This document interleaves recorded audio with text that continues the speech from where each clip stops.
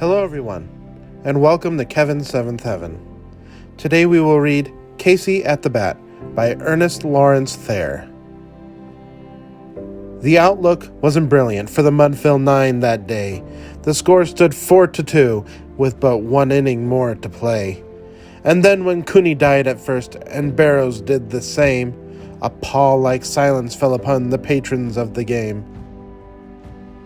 A straggling few got up to go in deep despair. The rest clung to the hope which springs eternal in the human breast.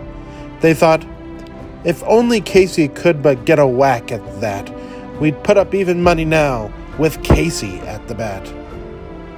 But Flynn preceded Casey, as did also Jimmy Blake. And the former was a hoodoo, while the latter was a cake.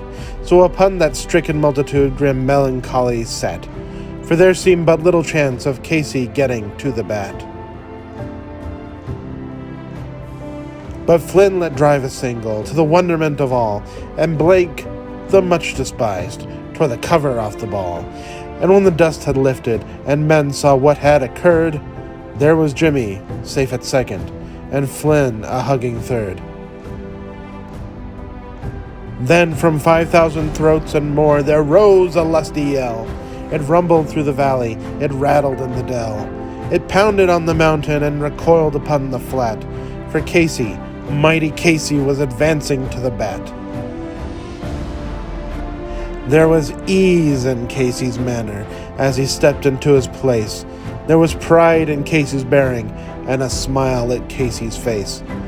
And when, responding to the cheers, he lightly doffed his hat, no stranger in the crowd could doubt 'twas Casey at the bat. 10,000 eyes were on him as he rubbed his hands with dirt. 5,000 tongues applauded when he wiped them on his shirt. Then while the writhing pitcher ground the ball into his hip, defiance flashed in Casey's eye. A sneer curled Casey's lip. And now the leather-covered sphere came hurtling through the air, and Casey stood a-watching it in haughty grandeur there. Close by the sturdy batsman, the ball unheeded sped. "That ain't my style," said Casey. "Strike one," the umpire said. From the benches, black with people, there went up a muffled roar, like the beating of the storm waves on a stern and distant shore. "Kill him! Kill the umpire!" shouted someone on the stand. And it's likely they'd have killed him had not Casey raised his hand. With a smile of Christian charity, great Casey's visage shone. He stilled the rising tumult. He bade the game go on. He signaled to the pitcher, and once more the dun sphere flew. But Casey still ignored it, and the umpire said, "Strike two!" "Fraud!" cried the maddened crowd, and echoed answered, "Fraud!" But one scornful look from Casey, and the audience was awed.